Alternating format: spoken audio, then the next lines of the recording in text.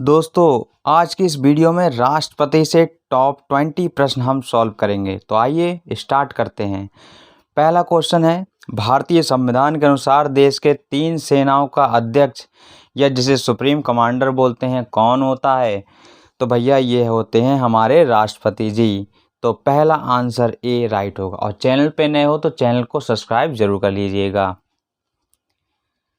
भारत में कार्यपालिका का अध्यक्ष कौन होता है? तो भैया कार्यपालिका का अध्यक्ष भी हमारे राष्ट्रपति जी ही होते हैं। संघ की कार्यपालिका शक्ति निहित होती है। तो संघ की जो कार्यपालिका शक्ति है वो किसमें निहित होती है? वो भी राष्ट्रपति में ही निहित होती है।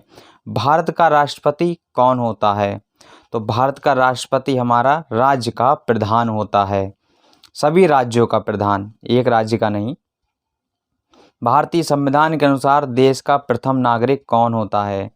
तो भैया कौन होता है देश का प्रथम नागरिक? सभी जानते होंगे, हमारे राष्ट्रपति जी ही हमारे देश के प्रथम नागरिक होते हैं।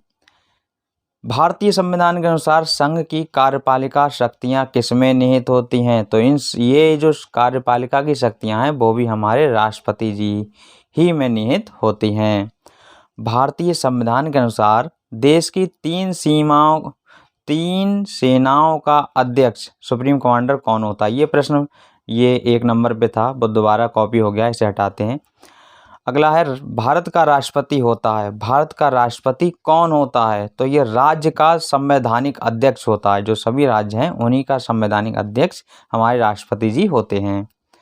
भारतीय सशस्त्र सेनाओं का सर्वोच्च कमांडर कौन होता है? तो सभी सेनाओं का कमांडर भी हमारे राष्ट्रपति जी ही होते हैं। भारत के राष्ट्रपति के लिए आवश्यक योग्यता नहीं है। तो इन ऑप्शन में से कौन सी योग्यता राष्ट्रपति जी के लिए योग्य नहीं मानी गई है?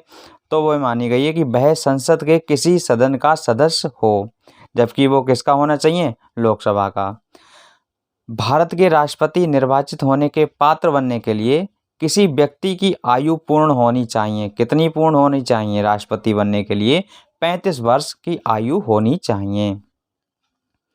राष्ट्रपति पद के उम्मीदवार के लिए अधिकतम आयु कितनी होनी चाहिए?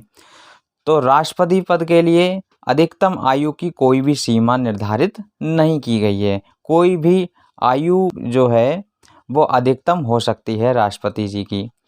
एक व्यक्ति राष्ट्रपति पद के लिए अधिकतम कितनी बार निर्वाचित हो सकता है? तो राष्ट्रपति बनने के लिए अधिकतम उसकी भी कोई सीमा नहीं है। अगला है, राष्ट्रपति का निर्वाचन किस प्रकार से होता है? तो राष्ट्रपति का निर्वाचन होता है अप्रत्यक्ष रूप से। राष्ट्रपति पद के लिए निर्वाचित हेतु कौन सी पद्धतियां अपनाई जाती हैं? तो देखिए, राष्ट्रपति पद के निर्वाचन के लिए समानुपातिक प्रतिनिधित्व एवं सकल संक्रमणीय मत पद्धति अपनाई जाती है।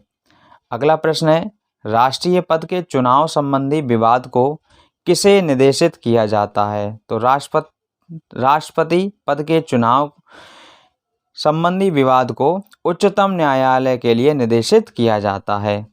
उच्चतम न्यायालय राष्ट्रपति के चुनाव के लिए प्रस्तावक एवं अनुमोदक की कम से कम कितनी संख्या होनी चाहिए?